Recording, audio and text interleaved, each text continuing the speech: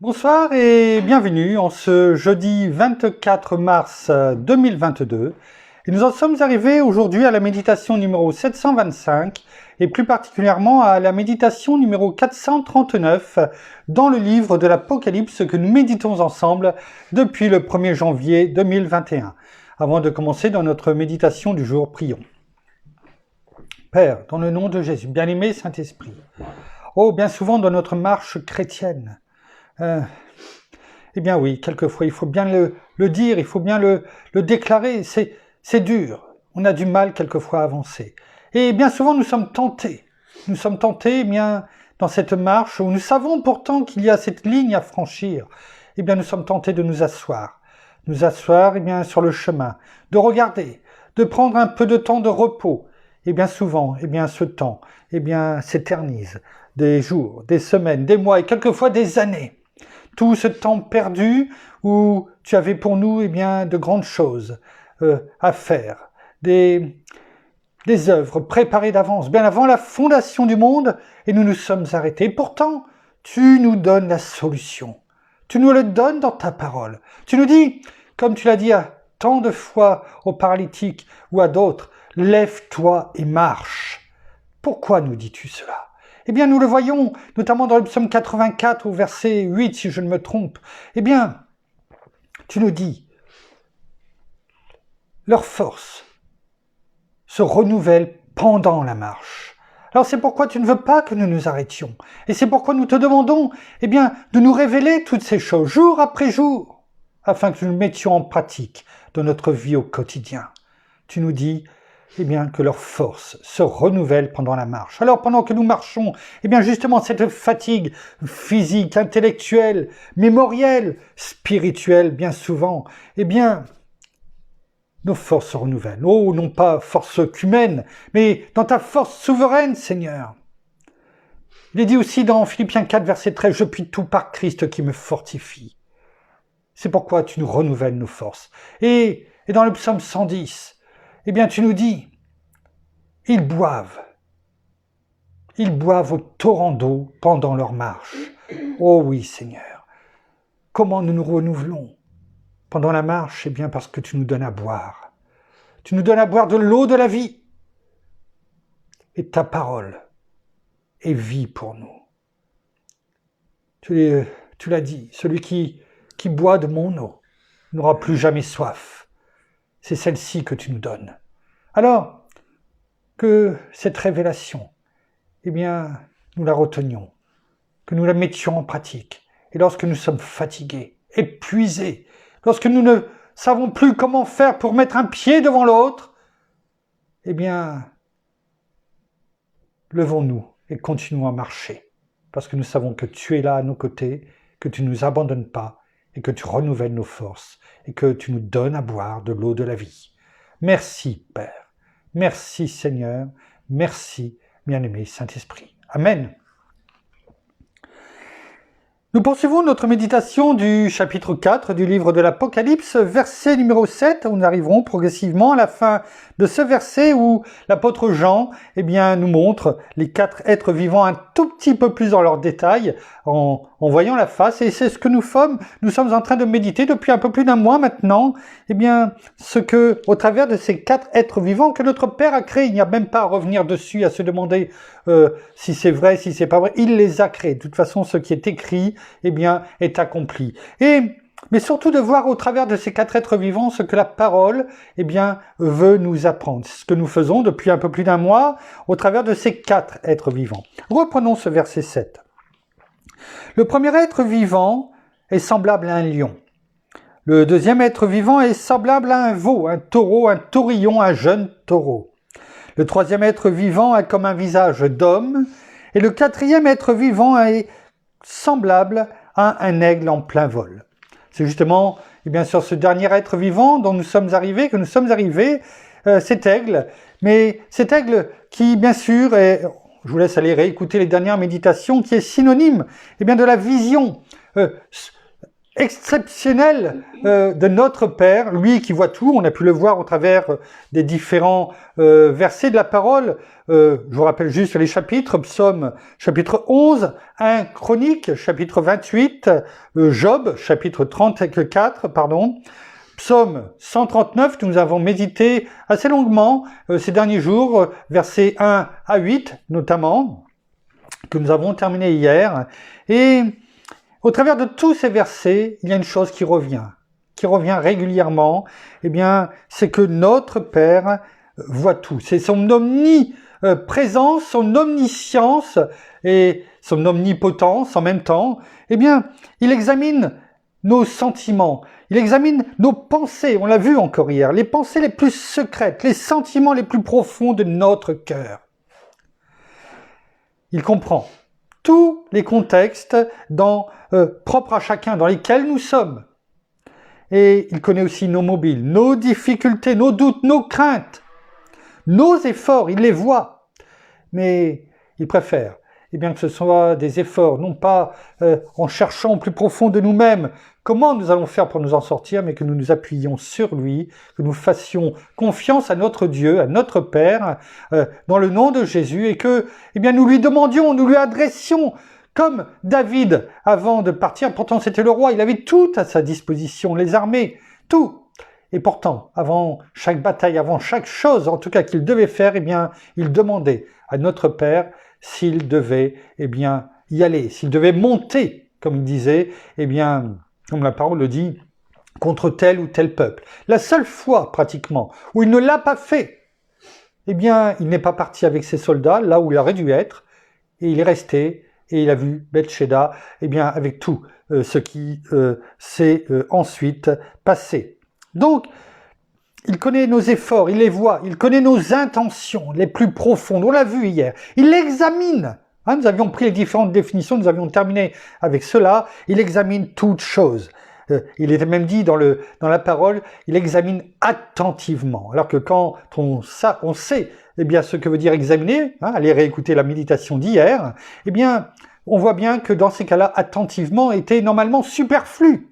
Je dirais même que si on le met dans une dissertation, si nous étions encore à l'école, je suis sûr que le professeur dirait, mais là, tu fais un pléonasme, tu dis 2 fois la même chose.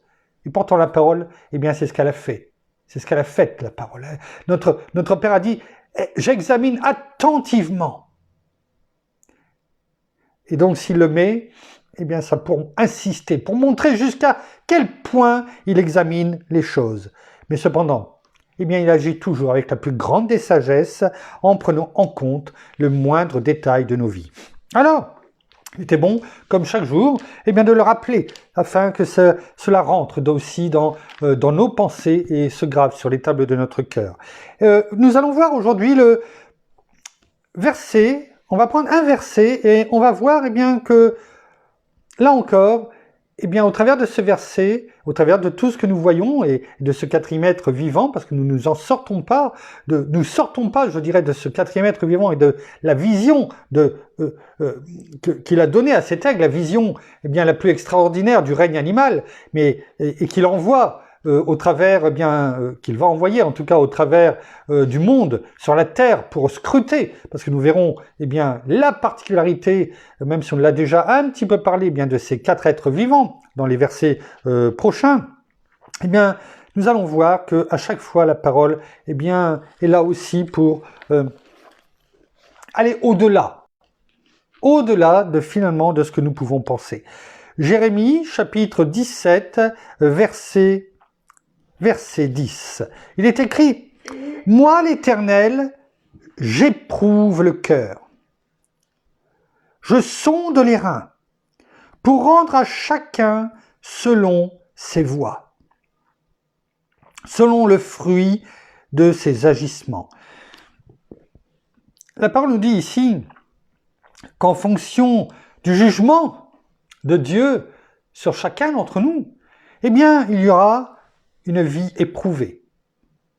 Je ne dis pas que dans le sens je suis éprouvé, c'est dur, etc. Non, en fonction de chacun. La vie sera éprouvée. c'est-à-dire sera passé au tamis, je dirais, du jugement de Dieu. Au travers de tout ce que nous avons pu dire sur ces dernières méditations, et encore une introduction sur le fait que notre Père voit tout, il connaît tout, il connaît tout de nous. Prenons ce verset, on va déjà prendre simplement ce verset, et voyons-le en Nouvelle Français courant et en Parole de vie. Jérémie, chapitre 17, verset 10, en Nouvelle Français courant, il est dit « Moi, dit le Seigneur », on ne peut pas se tromper sur qui parle, et dit bien sûr ces choses, « Je vois jusqu'au fond du cœur ». Vous voyez cela? Et dans toute la continuité de ce que nous avons vu ces derniers jours. Je vois jusqu'au fond du cœur. Je perce le secret des consciences. Je récompense ainsi chacun selon sa conduite et selon le résultat de ses actes. Arrêtons-nous quelques instants sur cela. Parce que notre Père, s'il dit tout ça, ce n'est pas simplement pour dire, eh bien, je vois tout, et puis, point final, maintenant, fais ce que tu veux. Non, non. C'est pour à chaque fois, pour nous montrer le chemin que nous devons suivre, et pour, eh bien, continuellement, je dirais, au quotidien, ça c'est une évidence, eh bien, venir, même le soir, c'est pas la durée, mais même le soir, venir demander à notre Père, notre bien-aimé Saint-Esprit, de nous montrer peut-être, ou pas, en tout cas, qu'importe, mais de dire, eh bien, toi, Père, qui sonde le cœur, qui perce toute chose, tout ce que j'ai pu penser, peut-être que moi, je ne me rappelle plus, peut-être que c'est celles qui ne sont pas encore venues à mes pensées, ou que j'ai déclarées et proclamées, mais justement, si ce n'est pas le cas, eh bien, tant mieux, parce que, eh bien, pardon pour toutes ces pensées peut-être impures, ou qui ne sont pas en tout cas en odeur de sainteté devant toi. Alors je te les remets, et je te demande pardon si c'est le cas. Il est bon de prendre eh bien, ce temps, oui, ça n'a pas pris beaucoup de temps, mais notre Père qui voit toutes choses, il voit au-delà, bien longtemps, c'est ce qu'on a vu hier, bien longtemps avant que les choses, eh bien, nous les percevions. Sachons demeurer dans l'humilité et venir eh bien, au pied de notre Père, de notre Seigneur, et de demander pardon peut-être pour des choses à venir, ou en tout cas des choses qui, eh bien, comme on l'a dit, qui ne sont pas forcément en odeur de sainteté devant notre Père. Mais, notons, pour voir jusqu'où il voit, tout comme l'aigle, avec cette vision eh bien, perçante. Il voit jusqu'au fond du cœur. Notons qu'ici, il est parlé de « je perce ». Vous savez, je perce, du verbe percer, eh bien, quand on perce quelque chose, moi qui suis un bricoleur, mais vraiment très très lointain, eh bien, quand on perce quelque chose dans le mur, et je fais appel à votre, comment dirais-je, je veux pas que vous souriez, parce que peut-être que n'étant pas un bricoleur, eh bien professionnel, je fais peut-être des erreurs en parlant de ça. Mais quand on perce dans un mur, eh bien pour faire tenir un beau tableau, vous avez fait une belle photo de famille par exemple, ou de couple, ou avec vos enfants, petits-enfants, qu'importe, et vous voulez mettre un beau tableau, mais il pèse, eh bien, un peu plus lourd. Et donc vous percez, vous mettez une cheville, je pense que jusque-là j'ai bon, et après vous pouvez, parce que vous savez, eh bien que cela va aller en profondeur, et que cela bien, va permettre eh bien, de faire tenir le tableau. Eh bien notre Père fait la même chose, il perce. Un autre, peut-être un peu moins maintenant, mais quelqu'un qui perçait les coffres. Là c'était pour une autre chose. Il perçait les coffres. Eh bien, pourquoi je perce le secret? Il voulait, eh bien, atteindre. Il perçait pour atteindre, eh bien, ce qu'il y avait à l'intérieur. Et quelquefois, c'était dur, il mettait du temps, il suait. Mais ce n'était peut-être pas pour la bonne chose, mais c'est pour l'image, bien sûr, bien que je vous dis cela. Il perce le coffre pour, eh bien, extirper, eh bien, ce qu'il y a à l'intérieur et qui était fermé pour justement que personne ne le voie. Eh bien, souvent, eh bien, cette image nous renvoie à nous. Nous ne voulons pas que les autres voient ce qu'il y a à l'intérieur de nous. Et notre Père dit, je perce le secret des consciences. C'est ainsi qu'il récompense. Regardons, je récompense ainsi. Ce petit mot, eh bien, il est là. Il n'est pas là au hasard. Parce qu'il renvoie eh bien, à ce début de verset 10. C'est parce qu'il a percé. Il a percé au fond des consciences. Eh bien, c'est ainsi qu'il récompense chacun. Et quand on disait tout à l'heure qu'il voit chacun selon, eh bien, ça, comment dirais-je,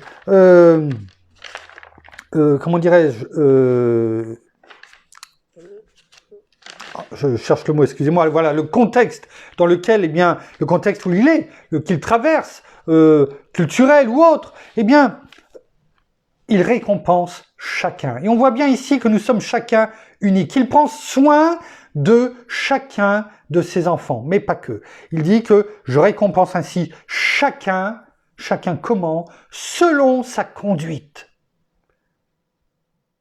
La conduite de chacun aura automatiquement une récompense, quelle qu'elle soit. Et selon le résultat, donc selon la conduite, sa conduite, et selon le résultat de ses actes. C'est important.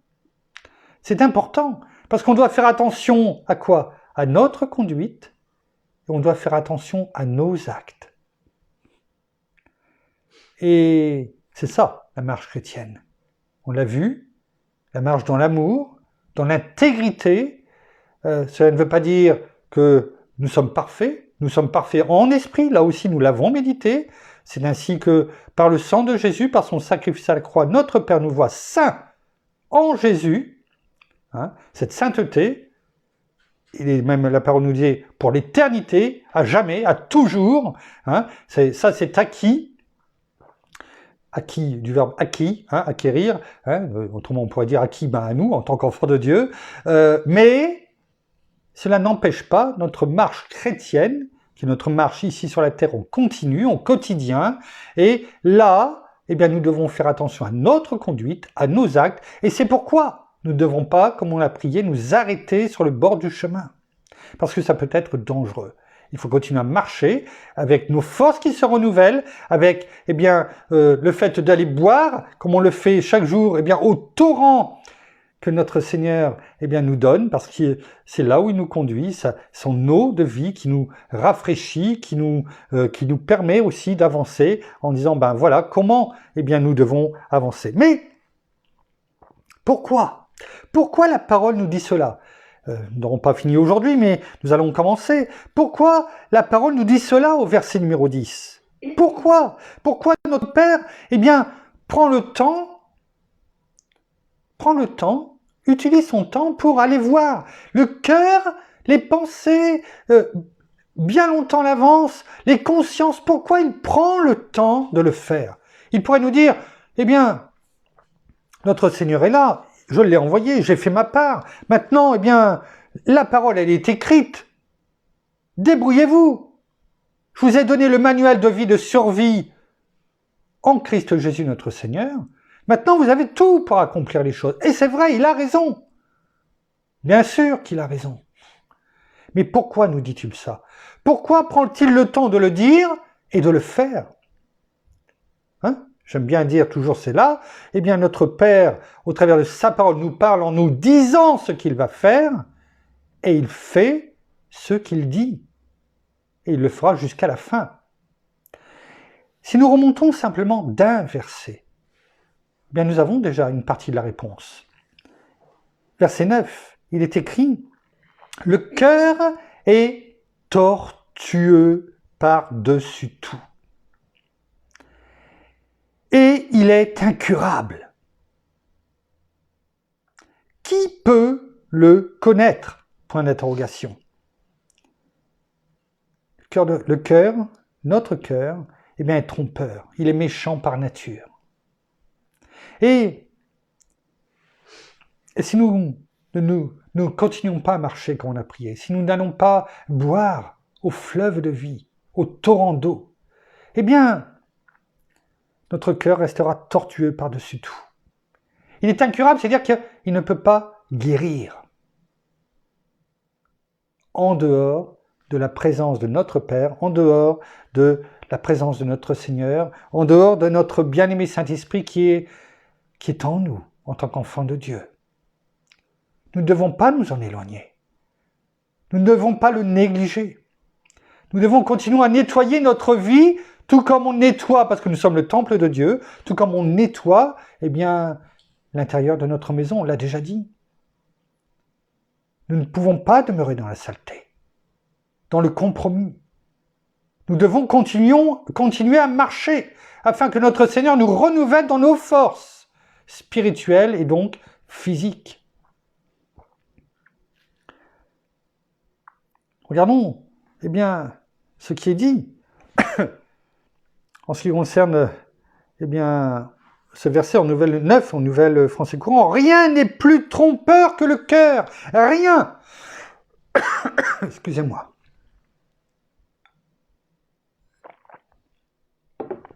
Rien n'est plus trompeur que le cœur humain. Ne cherchez pas autre chose. Rien n'est plus trompeur que le cœur humain. Impossible de le guérir. Et qui peut le comprendre? Il n'y en a qu'un.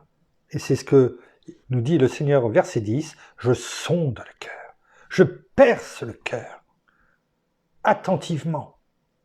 On comprend mieux cela. Pourquoi notre Père a créé ce quatrième être vivant? Pourquoi? Parce que, eh bien, nous devions comprendre cela. Sa vision.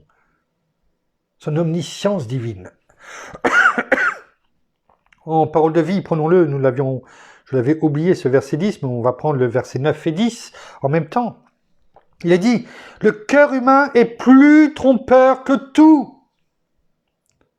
Donc tout vient de là, on comprend mieux. Et c'est ce que je disais à mon épouse, eh bien aujourd'hui sur la route, eh bien combien, eh oui, vous disiez qu'on ne prépare encore aujourd'hui, combien il était important de lire les proverbes. Un chapitre par jour. Pas parce que je vous le dis. Parce que il y a plusieurs mois, 5-6 mois, nous avions pris un engagement moral. Un chapitre par jour. Et comme il y a 30 chapitres, eh bien, chaque mois on reprend. On dirait que c'était fait exprès. Et Proverbe 4, on l'a dit bien souvent, nous dit, verset 1er. Garde ton cœur plus que toute autre chose, car de lui viennent les sources de la vie. Lisez les proverbes, parce que c'est un fil rouge pour toute la parole. Le cœur humain est plus trompeur que tout. Personne ne peut le guérir. Personne ne peut le comprendre. Moi, le Seigneur, j'examine les pensées, les désirs de tous. Je vous renvoie aux différentes définitions eh bien, de la méditation, en fin de méditation d'hier soir. Examinez. On le retrouve ici. Ainsi, donc après avoir examiné les pensées et les désirs de tous, c'est alors, c'est ça que ça veut dire, ainsi, je peux traiter. Vous savez, quand il y a un problème, eh bien, il faut le traiter. Tant qu'on n'a pas traité le problème, eh bien, il n'est pas disparu. Quand il y a des animaux nuisibles dans certains endroits, tant qu'on n'a pas traité à la racine le problème, eh bien, ces animaux nuisibles reviennent et reviennent.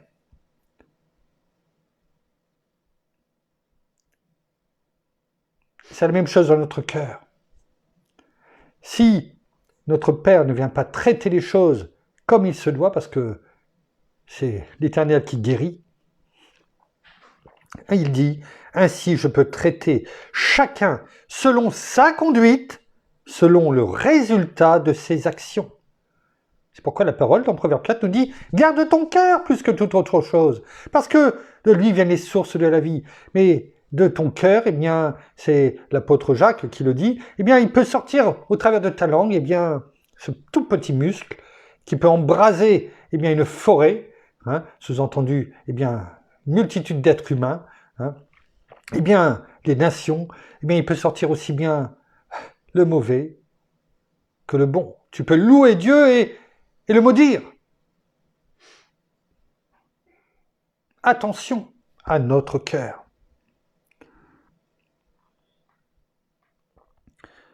C'était je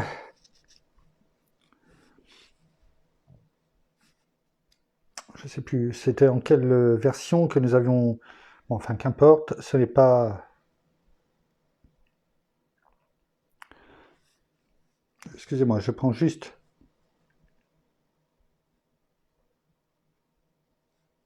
Bon, qu'importe, c'est pas grave. On avait parlé tout à l'heure de tortueux, si je me trompe pas. Moi, l'Éternel, j'ai pris le cœur, je sens les reins pour rendre à chacun selon ses voies. On a parlé tout à l'heure, eh bien, d'un chemin tortueux, hein, si je me rappelle bien. Hein. Et dans Proverbe, encore, on dirait que c'est fait exprès ce soir pour insister. Hein. Eh bien, en vérité, je vous le dis, dit notre Seigneur. Eh bien, c'est dans Proverbe 14, verset 2. Eh bien, il est dit, celui qui marche dans la droiture, dans l'intégrité, hein, en rapport avec attention à notre conduite et à nos actes, celui qui marche dans la droiture, craint l'Éternel. Craint l'Éternel. Mais celui qui prend des voies tortueuses, comme on a dit tout à l'heure, le méprise. Méprise qui? Dieu. On a le choix entre la crainte, cette crainte révérencieuse et respectueuse envers notre Dieu, ou alors de prendre des voies tortueuses, comme on a dit tout à l'heure, et à ce moment-là, on méprise Dieu. La parole est claire, hein? Il n'y a pas 50 chemins, il y en a toujours 2 en règle générale. Alors, on n'a pas eu le temps de tout faire, mais on reprendra demain à ce sujet, parce qu'il y a encore pas mal de choses à dire. Eh bien, sachons aujourd'hui en tout cas, que notre Père, au travers de sa parole, dans le nom de Jésus, et que notre bien-aimé Saint-Esprit bien nous façonne, nous grave ces paroles dans le livre, sur les tables de notre cœur, eh bien, qu'il faut surtout nous lever, marcher. Et que pendant ce temps-là, eh bien, même si nous sommes fatigués, épuisés, et qu'on ne comprend pas les choses, continuons à faire confiance à notre Père qui nous a dit « Lève-toi et marche ». Que nous sachions que pendant la marche, eh bien, que nos forces sont renouvelées. Et que pendant la marche, eh bien, nous allons boire au torrent qui est notre Seigneur, qui nous donne toutes choses. Nous verrons eh bien, cela encore demain et nous prendrons la suite. Merci, Père. Merci, Seigneur.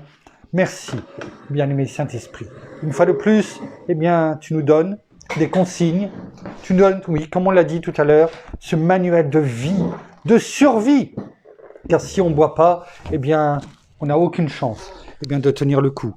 Mais tu sais toutes choses et tu es notre bon berger. Nous terminons par la prière. Seigneur, merci encore, ce soir encore pour ta parole. Merci encore pour ton message. Merci pour tout ce que tu fais pour chacun d'entre nous. Merci encore, nous te demandons encore de purifier nos cœurs, de purifier nos pensées, que ce soit de la journée, que ce soit de ces temps que nous vivons. Garde vraiment nos cœurs plus que toute autre chose, afin que nous puissions avancer surtout et toujours dans ce chemin d'intégrité, de droiture et de justice, mais aussi que nous soyons persévérants, ne nous décourageons pas, ne baissons pas les bras, sachons que même pendant la marche, tu es avec nous et tu nous abreuves, Seigneur Jésus, des fleuves, de ce torrent d'eau, de ces fleuves de vie que notre bien-aimé Saint-Esprit. Nous voulons nous abreuver et ne pas nous assoiffer, mais vraiment venir nous abreuver à cette eau qui nous nourrit, à cette eau qui nous fortifie, à cette eau qui nous permet de vivre et d'avancer, d'avoir toutes ces forces que nous avons besoin chaque jour dans tous les domaines de notre vie. Sachons regarder à toi et sachons tout simplement te donner non seulement notre vie, mais vraiment d'étaler nos cœurs, nos pensées, parce que tu nous connais, Père. Tu sais qui nous sommes et tu sais déjà ce que nous avons plus profond de nous-mêmes avant que nous le sachions, parce que tu nous connais par cœur et tout cela parce que tu nous aimes. Alors, tu nous montres les choses, même si cela peut être difficile pour certains d'entre nous. d'être là devant toi et de se dire vraiment ce qu'il faut faire. Eh bien, tu nous remets dans le droit chemin, tu ne nous abandonnes pas, tu ne nous laisses pas de côté, mais tu nous prends par la main et tu nous dis viens, tout simplement, viens à moi. Alors soyez tous abondamment bénis, frères et sœurs, dans le nom de notre Seigneur Jésus-Christ. Amen. Amen. Voilà, ainsi s'achève la méditation de ce soir. Nous vous bénissons de toute bénédiction spirituelle dans les lieux célestes en Christ. Nous saluons nos amis au Québec, au Canada, en francophonie, en France, à Paris et tout autour de chez nous. Et nous vous souhaitons à toutes et à tous une excellente fin de journée pour certains, de soirée pour d'autres. En tout cas, à toutes et à tous une excellente nuit de repos dans la paix de notre Seigneur qui nous la donne abondamment. Et nous vous donnons rendez-vous demain un peu plus tard sûrement, pour la suite de nos méditations dans le chapitre 4 du livre de l'Apocalypse. En attendant demain, de vous retrouver, soyez abondamment bénis. À demain. Au revoir.